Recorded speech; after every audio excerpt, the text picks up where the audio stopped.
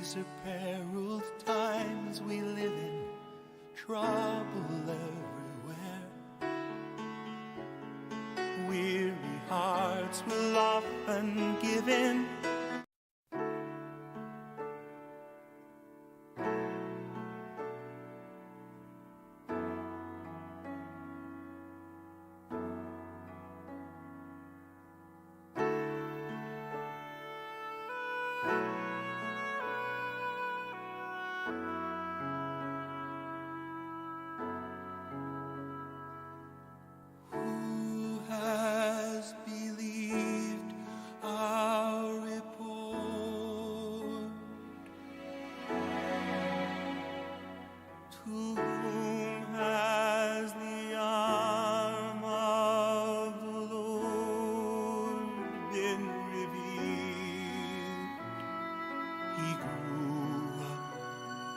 Among us, a tender shoot,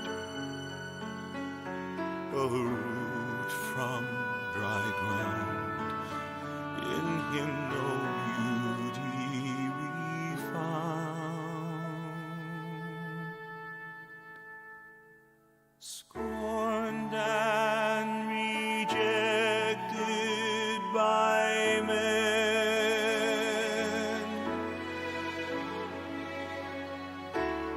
a man of sorrows, acquainted with grief, like one from whom men hide their faces, not esteemed but denied, not desired but despised. He was wounded for our transgressions, he was bruised for our iniquities. The chastisement for our peace fell on him, and by his stripes we are healed.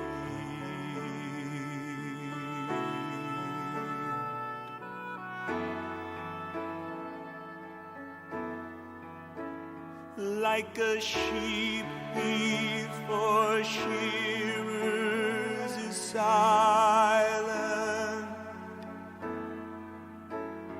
as a lamb led to slaughter, he said not a word, assigned a grave with the wicked. Though no evil he'd done, no deceit was on his tongue. He was wounded for our transgressions, he was bruised for our iniquities. The chastisement for our peace fell on him, and by his stripes we are healed. All we like sheep have gone astray, turned everyone to his own way.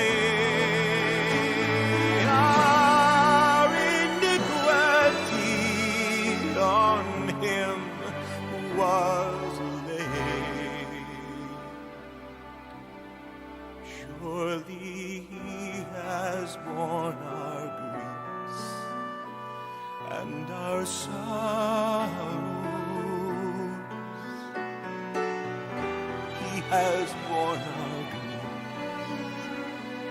and our sorrows.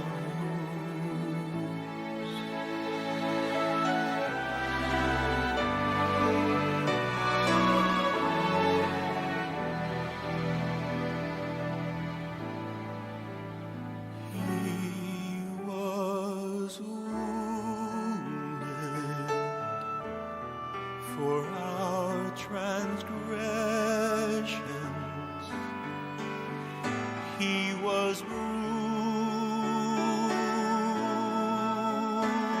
for our iniquities. The chastisement for our peace fell on him, and by his stripes we are healed, and by his stripes we are healed.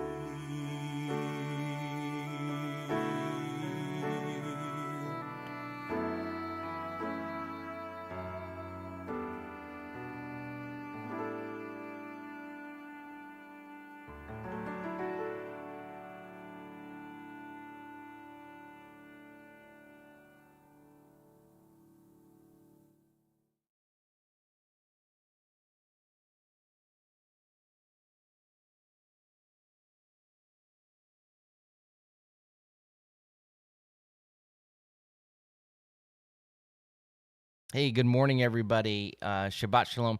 It's Friday, May the 5th, 2023. We're going to give it just a minute for folks to get on. So apparently, when we went live this morning with the song and whatnot, it was unlisted. It wasn't showing as public, so you couldn't find it. And so I sent out a text with the wrong link.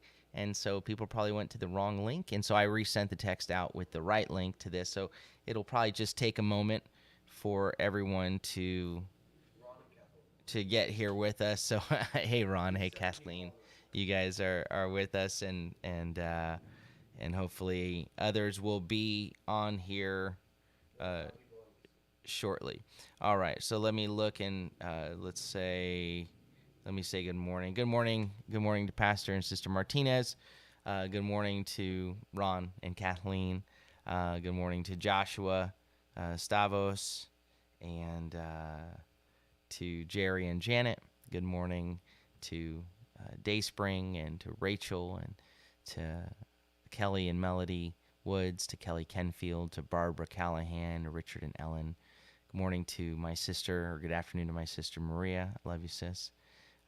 Good morning to Sonia and Margarita, to Eileen and to Tina and Hattie and Joyce and Joe and Deborah and Sharon, and to the Eddies, to Lauren and Mike and David and Levi and Valor and Haven and Everett. Good morning to all of you, and to Misty. All right, and let's see, has anyone else jumped on here? All right. You guys found us. All right, there you are, Jerry and Janet and Maria Grace. Good afternoon. And Kelly. All right, there. You guys are on here. Sorry about that. Again, we went unlisted accidentally at the beginning, and so I accidentally sent out the wrong link. And then I sent it out, and then I'm looking, and I'm like, hey, Antonio, I can't find it. Where is it? And he's like, it's up. And then he's like, why is it unlisted? That's weird. So then I realized I sent out the wrong link. So you guys were all on another day. Okay, so we are going to conclude Isaiah 53 today. We're going to be looking at Isaiah 53 verses 6 through 12. And so let's see, it's 10:08. And then so that's what we're going to be doing today. So the title of today's Daily Manna is The Willing Sacrifice to deal with our willful rebellion. The willing sacrifice to deal with our willful rebellions. Back up to Isaiah 52:13, we're told right up front, Hine, behold, look, he will prosper, my servant. My servant will succeed. He will prosper. He will be high and lifted up and greatly exalted. And again, I don't want to miss that key point, that language of high and lifted up and greatly exalted is language that together is reserved for the Lord, right? So this is not reserved for this cannot be Isaiah. This cannot be simply Israel. When I was reading in the commentary, in a Jewish commentary, that says, oh no, this is the idealized, looking at the servant passage. This is idealized Israel. This is Israel as it's intended to be, or the remnant of Israel. And it is idealized Israel in that the Messiah fulfills the call of Israel that Israel was never able to fully fulfill, and yet he is the redemption of Israel. But to suggest that Israel will be, that the language would be high and lifted up and greatly exalted in this way, when in every other case, particularly in Isaiah, that it's applied to the Lord, that's not insignificant. Continuing, just as many were appalled at you, his appearance was disfigured more than any man, his form more than the sons of men. So he will sprinkle many nations. Kings will shut their mouths because of him. For what had not been told them, they will see, and what they had not heard, they will perceive. Who has believed our report? To whom has the arm of the Lord been revealed? For, you see, he grew up before him like a tender shoot, like a root out of dry ground. He had no form or majesty that we should look at him. No beauty that we should desire him. There was nothing that made us want to look at him. Both of those, I didn't mention this the other day, both of those, that we should look at him, that we should desire him, those are like first person cohortative. There was nothing that made us go, like I'm intent on looking and like, oh yeah, look at him, I got to see him. There's nothing in me that wanted to. There was nothing about him that drew our attention to go, this is what we're looking for. The Lord tells us that in advance. He was despised. Again, despised meaning he was not like, oh, I hate him. It means like, ooh, he's nothing. He's overlooked. He's thought little of. What? He was despised. Nobody gave him any consideration. He was rejected by men. A man of sorrows or anguish, acquainted or knowing grief, knowing suffering. One from whom people hide their faces. He was despised. Nobody thought anything of him. And we did not esteem him. We didn't count him. We didn't consider him. Surely he has carried our griefs or our sicknesses. He did that, it says, emphatically. And he has carried our pains, our suffering. Yet we esteemed him. So he did that. And va'anachnu, but he's doing that, carrying our weakness, our pain. And we thought God struck him. We added everything up, and according to how we reckon, we were like, well, he must be being struck by God. We esteemed him stricken, struck by God and afflicted. But he was pierced, right? He was pierced because of our transgressions, crushed because of our iniquities, our twistings. The chastisement, the discipline, the correction for our shalom, to make things right, was upon him. And by his stripes we're healed. We all today, so that picks us.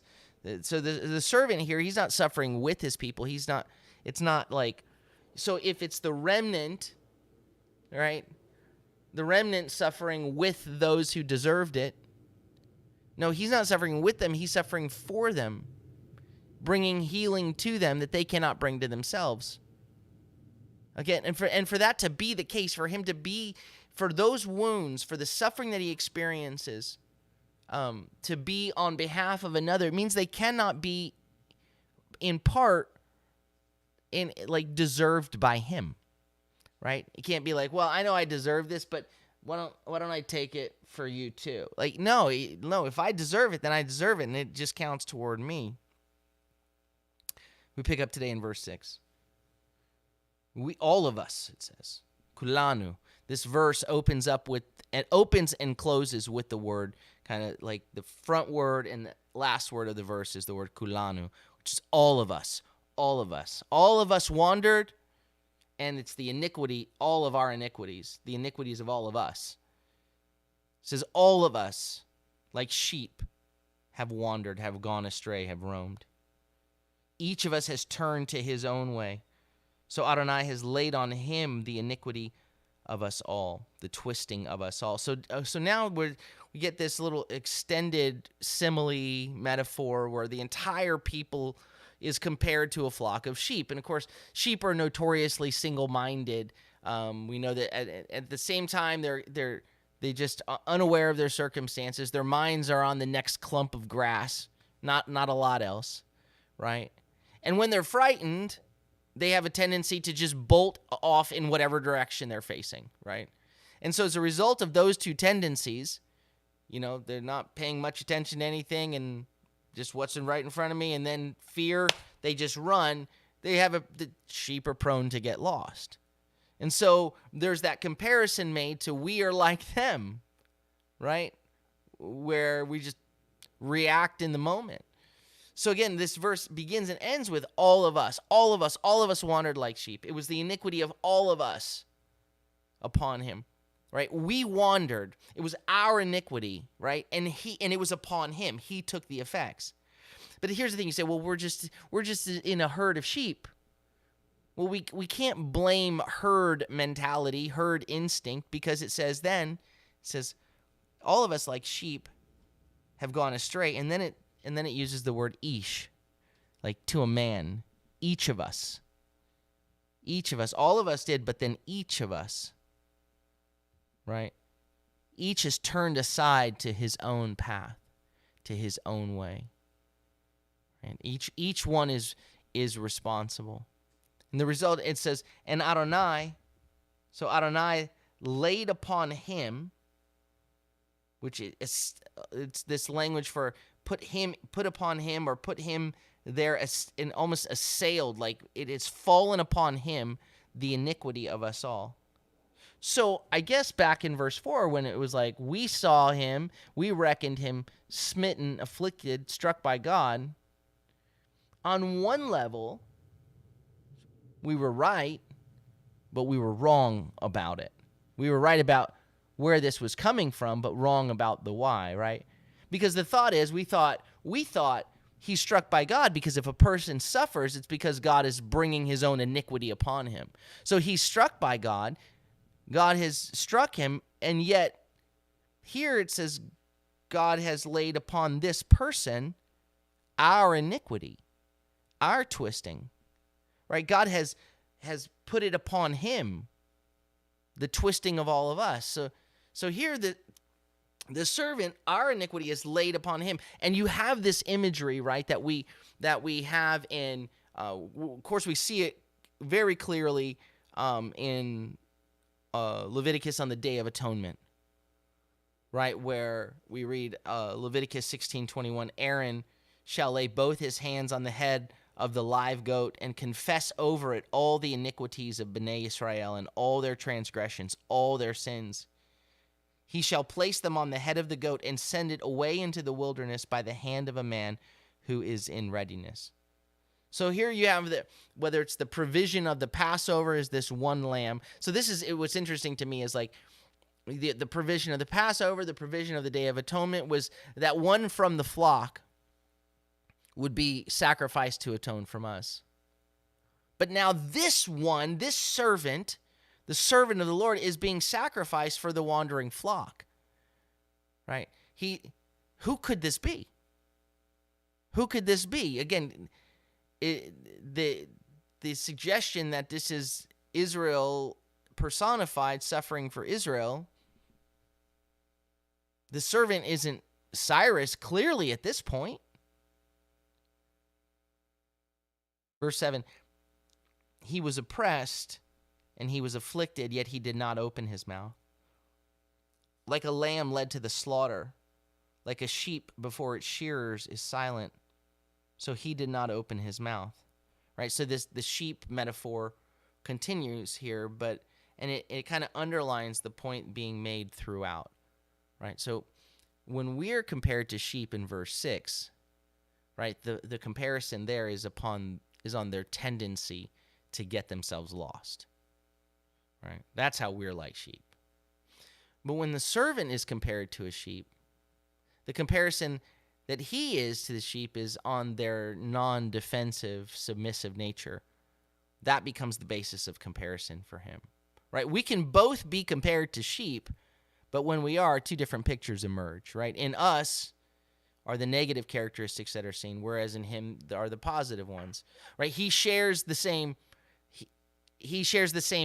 nature, but in him it's transformed, right? We're like sheep that are prone to wander. He was like a sheep that was submissive and non-defensive. The servant offers no physical resistance to the violence, but he humbled himself, right?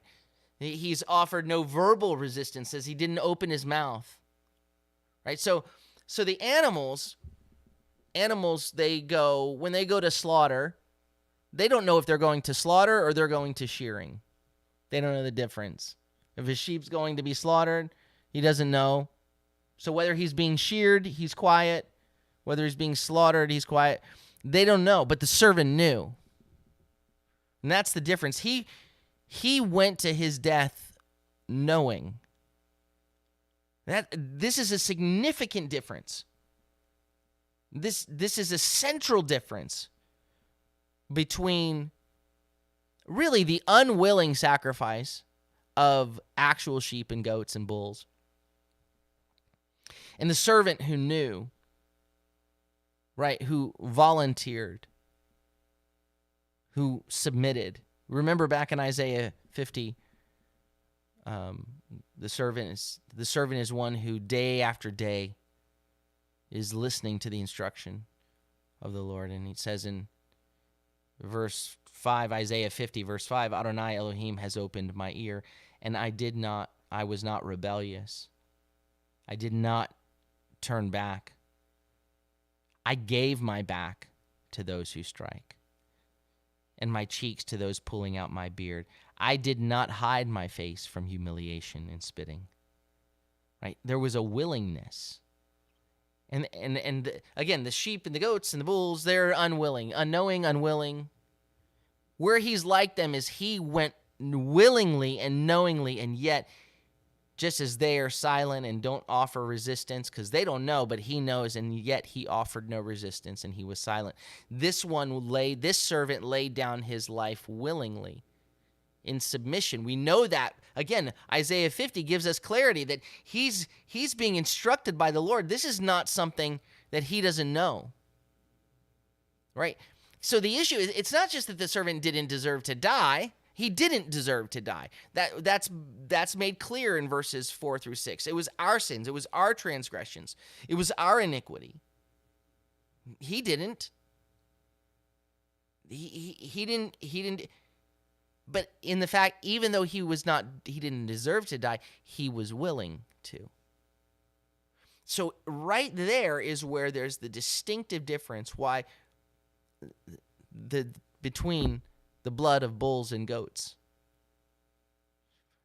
dealing with our sin. Look, we have these different words for sin in the Bible. You have the word chata, which is sin, which is to miss the mark. It's error. It's errant, right? And sin is error, as failure,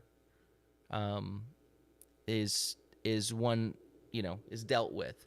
And then there's sin as iniquity. That's a twisting, and it has to do with our twisted up nature, almost as a moral defect, where we deserve the consequences from it. But some could look at that and go, there are different provisions made for that. But the sin of pesha, of rebellion, of transgression, of a willingness, of defiance, that's the thing that the Lord, even in Torah, deals most harshly with. He can't simply overlook that. He can't overlook this sin. That's the very heart of our sinfulness, is that we sin, we rebel because we want to at the end of the day.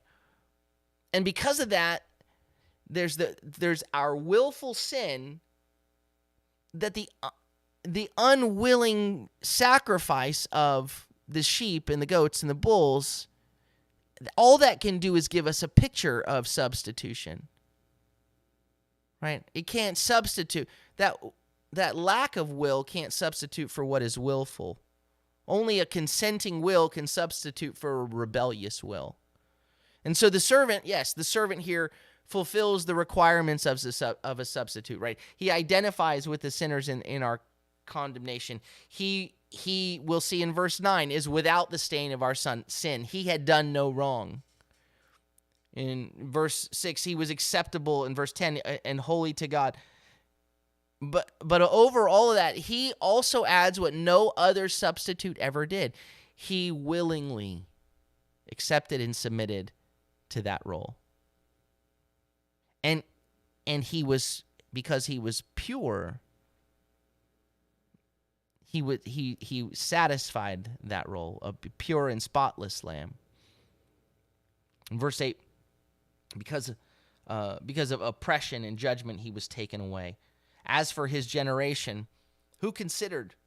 For he was cut off from the land of the living, for the transgression of my people. The stroke was theirs. Hold on. Right, so it says because of or from oppression, or the oppression and judgment.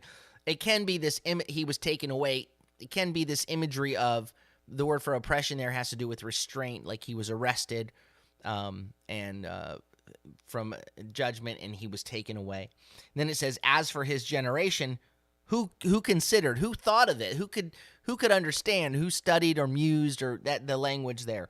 So the question about uses the word door for his generation, and so some interpret that as to referring to his offspring, like the generation that would have come from him, so that in his life being taken away, there's no even generation after him. Right, so that it would as though his life accomplished nothing. He had no generation to consider him, to think of him. Usually the word for his offspring, which we'll see later in the passage, is the word zera, which is seed. So this is generation here is commonly thought to be referring to of his generation, the way we would use the phrasing of his contemporaries, those of his generation. Of them, what did they think of it? They didn't, who gave it any thought? They didn't. Again, he was despised. He was thought lightly of, thought nothing of. They didn't think him to be anything extraordinary. He went unrecognized. People saw, okay, must be struck by God, must have deserved it. But what they didn't consider it, because what they failed to recognize was this: for he was cut off from the land of the living, for the transgression of my people. The stroke was theirs. Now, in the Hebrew Scriptures, the meaning of to be cut off from the land of the living is unequivocal. It means he died. He died. The servant died. That's what we see here in verse 8. All of this, all that was laid upon him, all that he suffered, though he had done no wrong, he died. Right? He died. Why? It says he died. He was cut off from the land of the living from the transgression, the rebellion, the defiance, the willful rebellion of my people, to whom the blow belonged. The stroke was theirs. It was meant. It should have been them. But he took it. Verse 9. His grave was given with the wicked, and by a rich man in his death, though he had done no violence, nor was there any deceit in his mouth. So the verse begins here saying, well, his grave was assigned with the wicked ones and with a rich one in his death.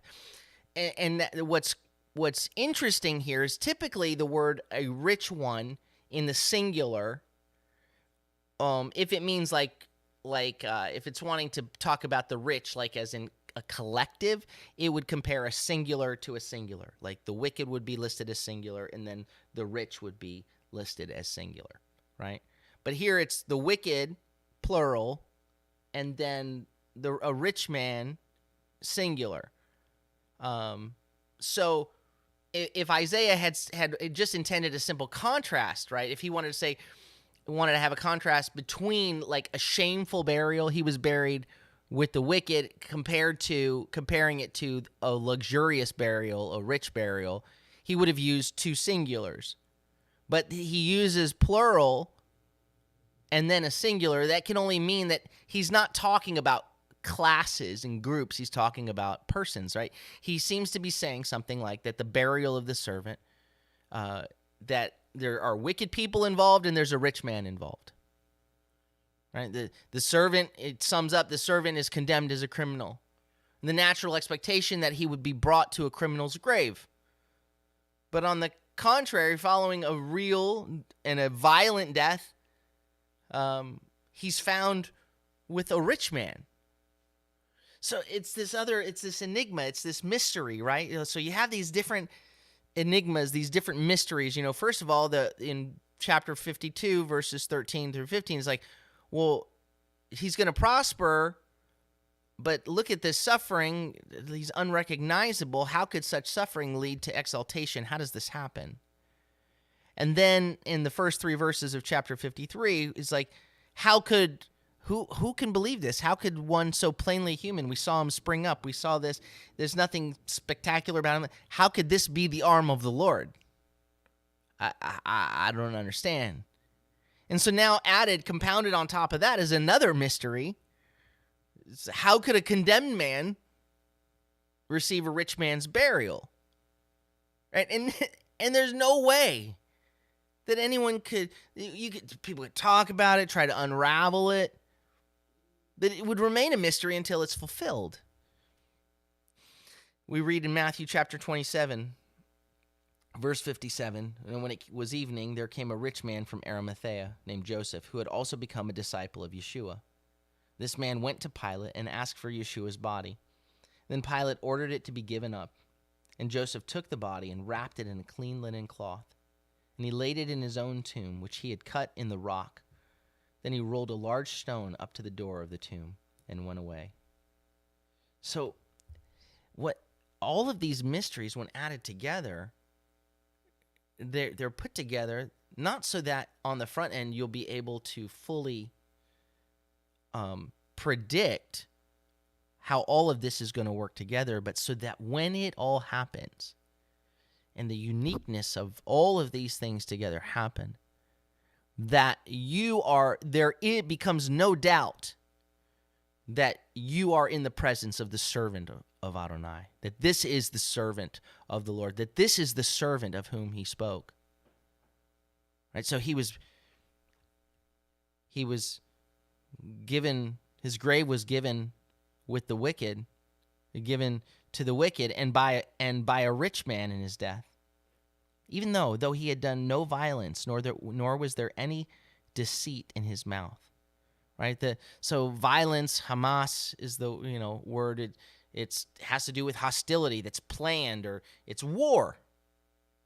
Right? Which is characteristic of this world. Violence. It's characteristic of the human way, starting with, Cain and Abel. Deceit in his mouth, right, refers to sort of the deceit in his mouth means he's got ulterior motives, deceitfulness expressed in word, because you can't really trust. Deceit and violence together sort of embrace the total guiltiness of the world, but he had neither. There's a purity within him, no deceit in his mouth, no violence, right? In neither outward behavior nor inner person, right? Not in deed nor in word could a charge be leveled at him that was justified. You say, well, who fits that category, right? But that's another mystery that moves us toward clearing up, right? This mystery. How can someone suffer for others, or suffer in a way that produces healing and reconciliation in their relationship with God? Only someone who didn't deserve the same punishment, right? You can't substitute for someone if you deserve it yourself. Like, who could say with absolute sincerity that they had never rebelled against God, that they could affect such reconciliation. And the servant is such a person. This servant is such a person. And we read in verse 10, it says, yet it pleased, or it was, and it was his will, chafetz, it was his desire. It pleased, it was his will, he wanted Adonai to bruise him. And the word here is not bruise, it's dakat, crush, to pulverize him. He caused him to suffer. If he makes his soul a guilt offering, he will see his offspring. He will prolong his days, and the will of Adonai will succeed by his hand. So it says what Adonai wanted to do was crush him, causing him to suffer. So first of all, you're going, well, how does this happen? Here's this innocent man who's being, he didn't deserve any of this. You're reading about the servant, all he's going through, and he's willing. But how is this miscarriage of justice occurring? And perhaps the writer of Ecclesiastes would have, the preacher, the Kohelet, would have said, well, this is just part of the meaningless of life under the sun. But Isaiah says here, the Lord said, no, this is what the Lord wanted to happen. This crushing is no accident. This is what God wanted. This is his will. And in some ways that you go, well, wait. That's not. Why would God want that? God wanted to crush this man who had done no violence. There was no deceit in his mouth. Right? I mean, for those who want to argue that the suffering servant is the righteous remnant of Israel, right? They say, well, the righteous are suffering because of what the unrighteous have done. Well, we do see that happens, right? Like people that are like Daniel and Hananiah and Azariah and Mishael, Shadrach, Meshach, and Abednego, those that are carried off into exile. They suffer not technically because of their own sin, but because of the sins of others. But it's not like God was like, I want to crush them because of the wickedness of the Israelites who walked in rebellion, right? Because he's a God, he's merciful and he's just. Why would the Lord do this? Why would he want to do this? And why would the servant willingly submit to it? Well, we get this answer. If he makes his soul, his nefesh, his life, the wholeness of his life, a guilt offering, he will see his seed, his offspring, his zerah. He will prolong his days or extend his days, and the will of Adonai will succeed by his hand. Right? So the servant's nefesh, his life, must be offered up as a sacrifice. And that's why he's willing. If he offers his life as a soul, as a guilt offering, that's why he would be willing. Because look at the impact. Then what ultimately the Lord desires to be accomplished would be accomplished by his hand, right? He's not suffering merely with his people. He's suffering for his people, on behalf of his people. It says he appointed his life, his soul, as a guilt offering, right? And again, the nefesh, the soul, was always an essential element in a sacrifice. The life itself had to be laid down in death. We read in Leviticus 7:17, for the life, the nefesh of the creature, is in the blood. And I have given it to you on the altar to make atonement for your nafshotechem, for your souls, for your lives. For it is the blood that makes atonement because of the nefesh, because of the life. Right? So the Lord's willing desire, his commitment, is matched by the servant. What God desires, what Adonai desires, is matched by the servant's wholehearted commitment in what was required of him. I didn't rebel. I didn't turn away. But I offered my back. I offered my cheek. He offered up his life. And in Isaiah 57, he set his face to this task of obedience.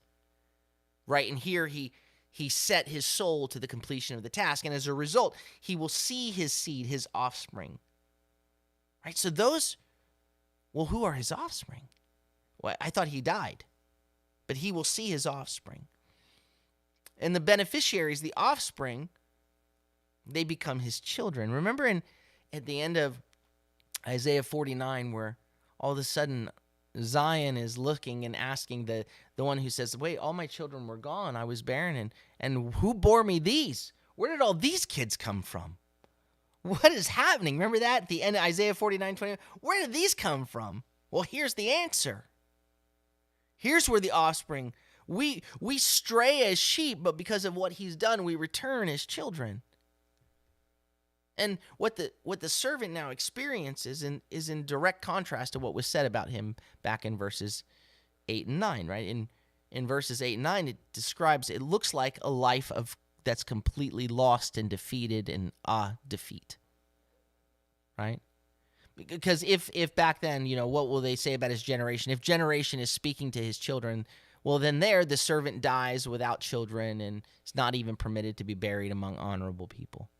But here, the opposite is said of him, right? Here, it talks about something that has to do with the favor of God. He will see his descendants. He will have long life.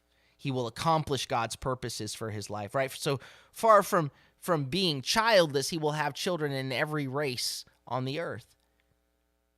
He will prolong his days, and what God desires will be successful, will succeed, will prosper by his hand, right? He will extend his days, lengthen his days. The one who died now lives.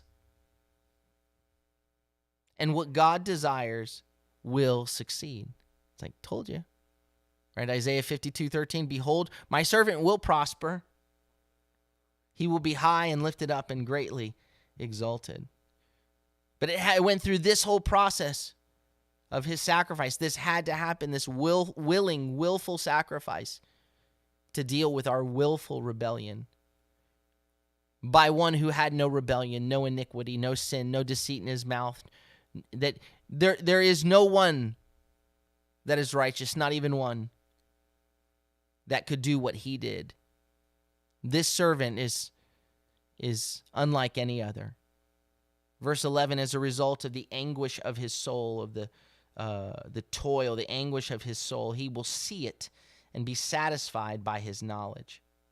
The righteous one, my servant, will make the many righteous, and he will bear their iniquities, right? So it says, as a result, or from the suffering, the anguish of his soul, he will see and be satisfied by what he knows. Right, from the servant's perspective, right, when he offers himself, as he offers himself and that is accepted, his reaction will be of one who just finished laboring or toiling successfully. It's like when a mom gives birth and goes through all that pain, but when she sees the offspring, all the pain is well worth it, right? Despite vivid memories of the labor or what it cost, you can see now and be satisfied with the outcome. That's the servant's experience. Whatever he may have had to endure, that darkness is now replaced with light, that the fruitfulness of the offspring of what he has done. And then it says here, the righteous one, my servant, will make many righteous, or makes the multitudes righteous. Right? This is the accomplishment. Right? This is a simple statement, and yet it's by what he has done, the servant will make people righteous. I mean, it's not difficult to understand why he's declared the righteous one, my servant, why he's declared as righteous. Right? He's innocent and yet treated shamelessly because of the sins of others when he himself had done none of it. But how can he make the many righteous? Right? The whole book has been pointing to the persistence of the sin and the unbelief among God's own people, not to mention the world at large. And this guy's going to change all that? Yeah. In Isaiah 51:1, remember, listen to me, you who are pursuing righteousness, you who seek Adonai. Those who are looking, basically, the servant, listen. The servant is the end of your quest. Your righteousness is here. Right? In verse 5, he says, my righteousness, of Isaiah 51:5, my righteousness is near. My salvation has gone forth, and my arms will rule the nations in justice. The coastlands will wait for me. For my arm, they will wait expectantly. Oh, awake, O arm. Here's the arm of the Lord. It's not like anything we thought. Who could have known, right? That without the Lord having revealed the way he was going to do this. This is why he so graciously revealed it. And he said, hey, everyone, pay attention. I talked to you in the past. I did things. I did it. And it's new. So now I'm telling you something new. I'm telling you in advance so that you'd get it. And I'm going to include details so that when it all comes together, it'll be plain and it'll be clear. The righteous one, my servant, will make the many righteous, and he will bear their iniquities. Right? He will bear. He will carry their twistings. He will, and it says it emphatically. Right? This is not a new idea, the idea of one carrying our iniquities. The whole purpose of the burnt offering was that the offerer would be accepted. And so you have the negative aspects of kind of carrying the sin, the removal of sin.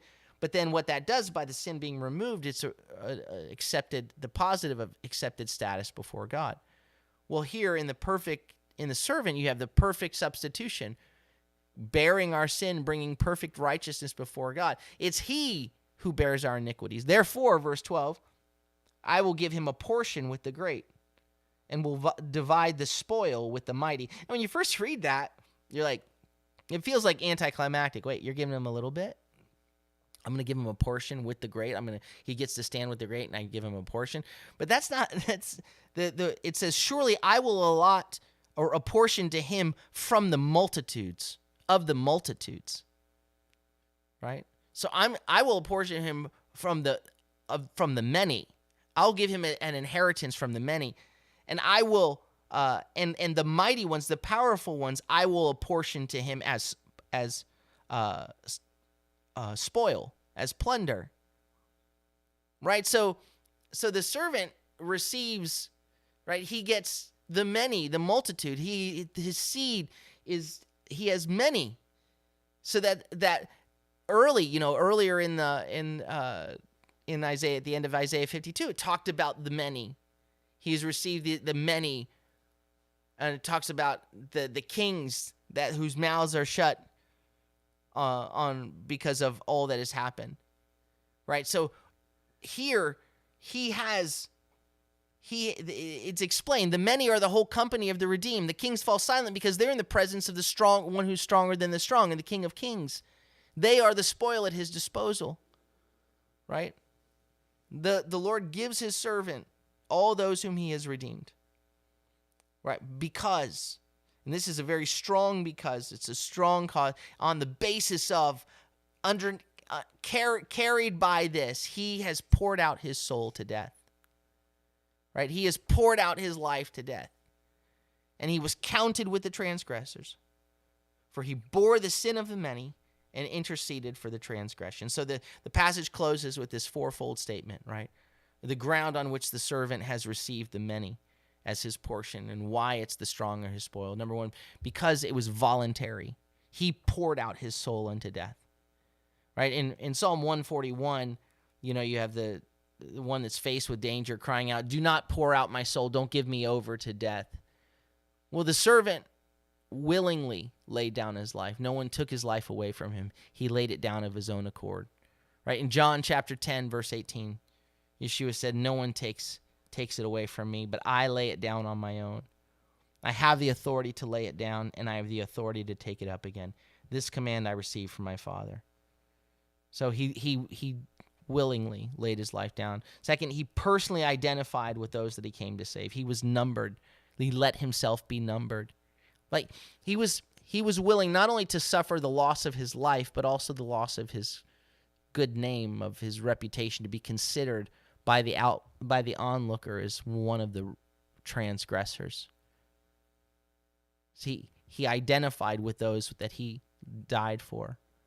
Third, it says he bore the sin of many, right? He acted as a substitute in lifting up and taking away the actual wrongdoing.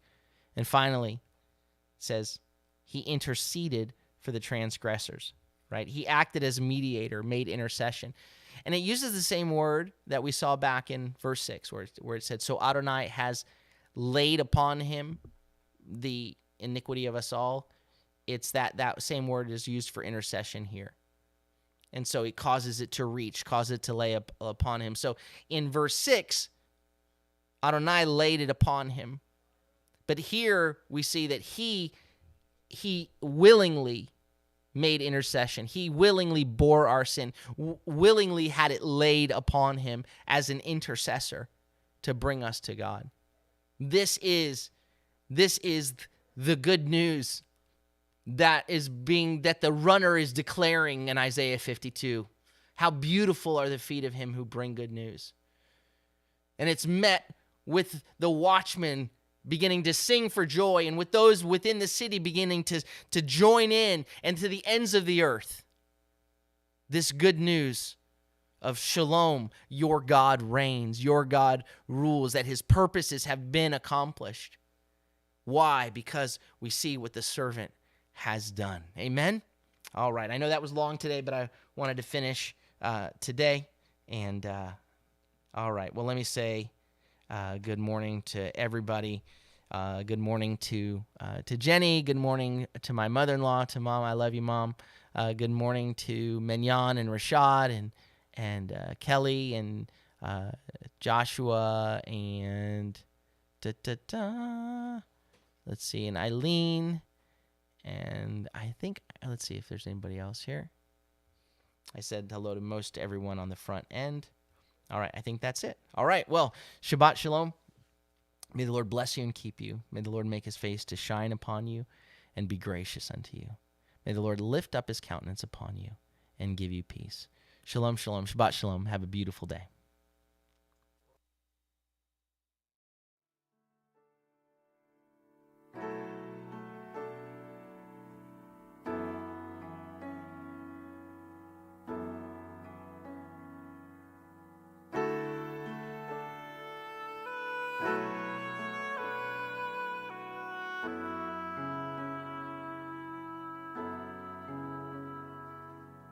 Who has believed our report?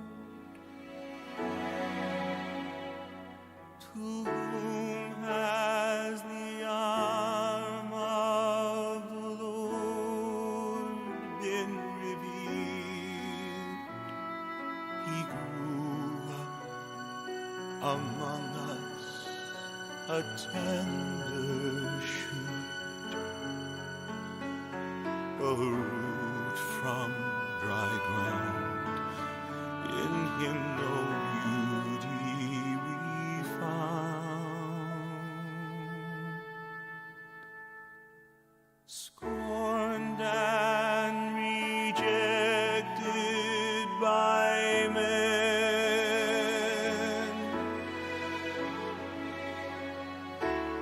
a man of sorrows, acquainted with grief, like one from whom men hide their faces, not esteemed but denied, not desired but despised. He was wounded for our transgressions, he was bruised for our iniquities. The chastisement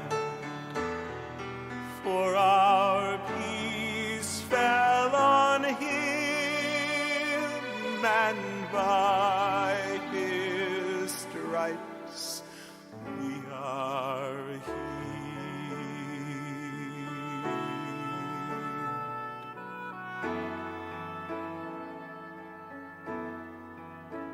Like a sheep before shearers is silent, as the lamb led to slaughter, he said not a word, assigned a grave with the wicked.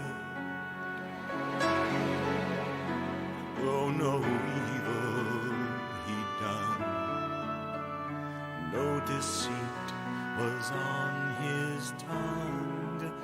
He was wounded for our transgressions. He was bruised for our iniquities. The chastisement for our peace fell on him, and by his stripes we are healed.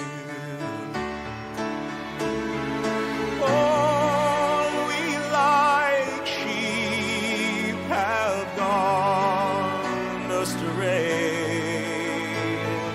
Turned everyone to his own way. Our iniquity on him was laid. Surely he has borne our griefs and our sorrows. He has borne our griefs and our sorrows.